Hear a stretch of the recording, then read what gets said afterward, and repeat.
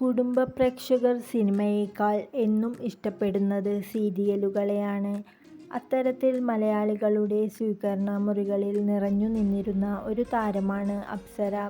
കുശുമ്പും വില്ലത്തരവുമായി സാന്ത്വനത്തിൽ നിറഞ്ഞു നിന്ന ഒരു കഥാപാത്രമായിരുന്നു ജയന്തി.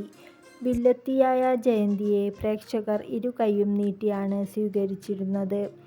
എന്നാൽ അപ്സരയെക്കുറിച്ച് കൂടുതൽ അറിഞ്ഞത് ബിഗ് ബോസ് മലയാളം സീസൺ 6-ൽ മത്സരാർത്ഥിയായി എത്തിയപ്പോഴാണ്.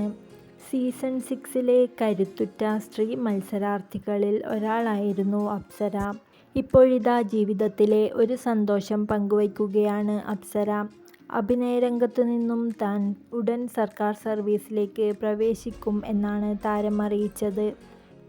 നേരത്തെ അപ്സര പോലീസിൽ ചേരും എന്ന രീതിയിൽ ചില മാധ്യമങ്ങളിൽ വാർത്ത വന്നിരുന്നു.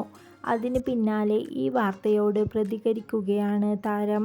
കുറച്ചു ദിവസങ്ങൾക്ക് മുമ്പ് ഒരു ഉദ്ഘാടന പരിപാടിക്കിടെയാണ് അഭിനയം തനിക്ക് ഒരുപാട് ഇഷ്ടമുള്ള ജോലിയാണെന്നും ചിലപ്പോൾ മറ്റൊരു ജോലിയിൽ പ്രവേശിക്കേണ്ടി വരുമെന്നും താരം സൂചിപ്പിച്ചത്. തൻ്റെ പിതാവ് പോലീസിൽ ആയിരുന്നു.